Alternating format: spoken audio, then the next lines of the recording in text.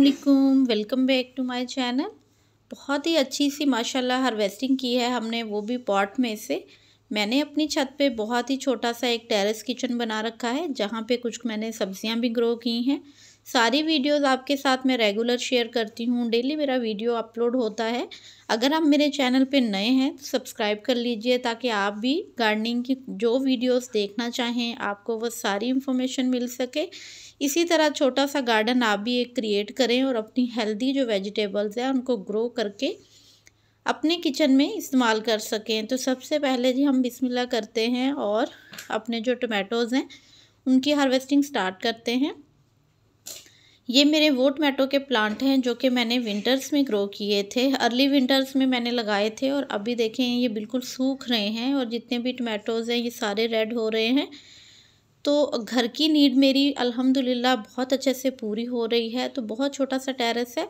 अगर आपके पास बड़ा टेरेस है या फिर आपके पास क्यारियाँ हैं, ज़मीन है घर में, जो हमारे बैकयार्ड में खुली जगह होती है, उस तरह की कोई जगह है, तो ज़रूर आप अपने घर में ऑर्गेनिक सब्जियां उगाएं। क्योंकि जो हम मार्केट से ख़रीदते हैं वो काफ़ी ज़्यादा उनके ऊपर केमिकल के स्प्रेज होते हैं, और उसके अलावा वो हमारे लिए हेल्दी नहीं है, हमारी सेहत के लिए। सबसे बड़ी चीज़ कि जब हमने घर पे कुछ ना कुछ इस तरह से ग्रो कर रखा होता है, ख़ास करके वो सब्ज़ी जो कि हमारे घर में आलमोस्ट डेली इस्तेमाल होती है, तो फिर हमें भाग के मार्केट से ख़रीदनी नहीं पड़ती, हमारे घर पे ही लगी होती है। हम फ़ौरन से उसको थोड़ा सा जितना चाहिए हार्वेस्टिंग करके तो अपने घर में ताज़ा इस्तेमाल कर लेते हैं।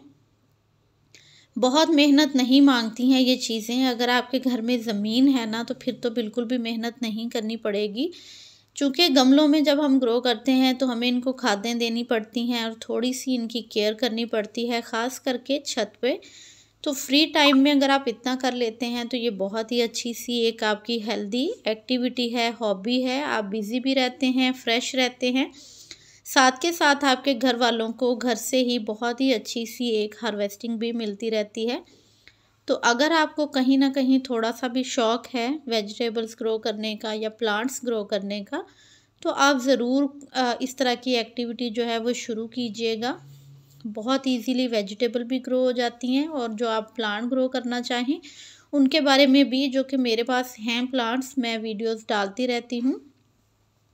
बहुत ज़्यादा कलेक्शन रखने की ज़रूरत नहीं होती है। आपको जो इजी लगता है उतने पॉट्स रखें, उतने पॉट्स में ही आप अपनी गार्डनिंग कर सकते हो।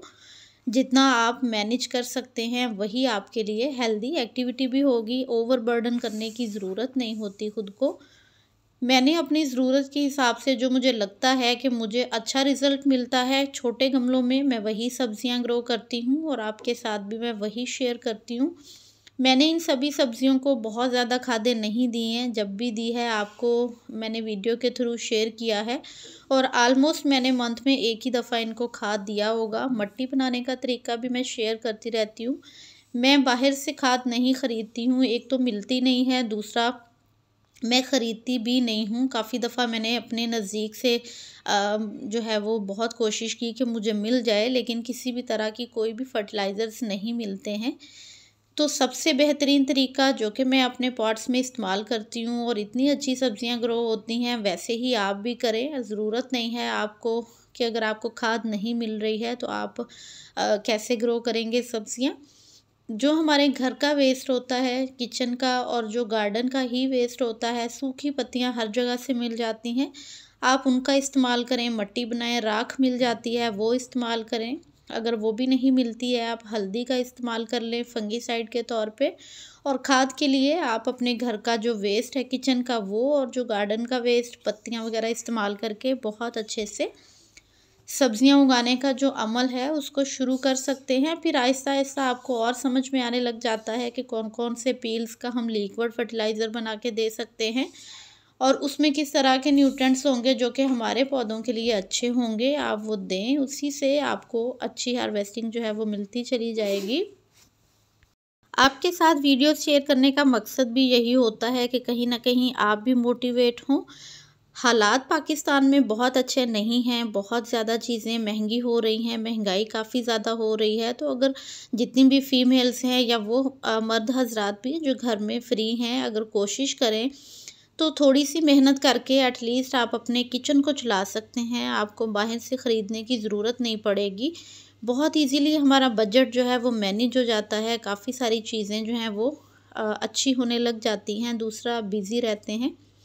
और अपनी जो सब्ज़ी है घर की ऑर्गेनिक, उसका टेस्ट भी अलग ही होता है। और बग़ैर किसी ख़र्चे के जब आप ग्रो कर रहे हों तो फिर तो ये अल्लाह ताला की हमारे लिए बहुत ही अच्छी सी एक नेमत भी है। तो आप ज़रूर कोशिश करें अपने घर पे, चाहे थोड़ा सा ग्रो करें, धनिया ग्रो कर लें, थोड़ा लहसुन ग्रो कर लें। जब आप इस तरह से अपनी किसी भी खाने में इसको ऐड करेंगे तो उसके टेस्ट में और मार्केट के लहसुन को जो आप यूज़ करते हैं उसके टेस्ट में आपको बहुत फ़र्क दिखेगा। तो आपको वीडियो शेयर करने का मकसद भी यही है कि आप मोटिवेट हों, और दूसरा कि हम गमलों में कितनी और कौन सी सब्जियां ग्रो करके उनसे कितनी हार्वेस्ट ले सकते हैं, ये भी होता है हार्वेस्टिंग शेयर करने का मकसद। तो मैंने जितने भी आपको अपने व्लॉग्स शेयर किए हैं या फिर वीडियोस शेयर की हैं, सब में जो है वो मैंने आपको हर चीज़ डिटेल से शेयर की है।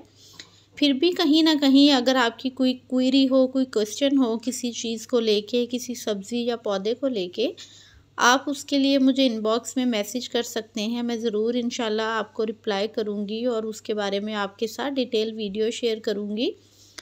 तो इंशाल्लाह आने वाले टाइम में आपके साथ मैं काफ़ी सारे वीडियोस शेयर करने वाली हूँ जो हमने समर की वेजिटेबल्स लगानी हैं उनके बारे में। तो आप मेरे चैनल के साथ कनेक्टेड रहिएगा, बेल के साथ सब्सक्राइब कर लें। और थोड़ी सी भी वीडियो अच्छी लगी हो या मेरी एफ़र्ट आपको अच्छी लगी हो तो आप इसको ज़रूर लाइक कीजिएगा, थम्स अप दे दिया करें वीडियो को। सारी सब्जियां ऑर्गेनिकली ही ग्रो हो रही हैं ऑलमोस्ट, और माशाल्लाह से हार्वेस्टिंग भी आप देख सकते हो कितनी अच्छी है।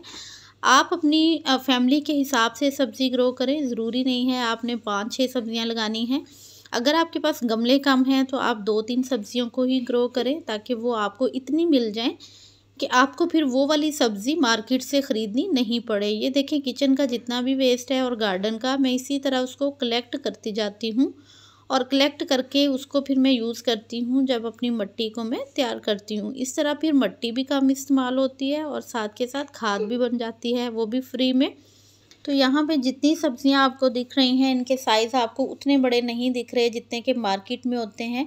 तो ये हो नहीं सकता है क्योंकि हम केमिकल नहीं इस्तेमाल करते हैं। सब्जियाँ बहुत बड़े बड़े साइज़ की आपको तभी मिलेंगी जब आपने उनको केमिकल खादें दी होंगी, चाहे आपने उनको जितने भी छोटे पॉट में लगा रखा है या बड़े में।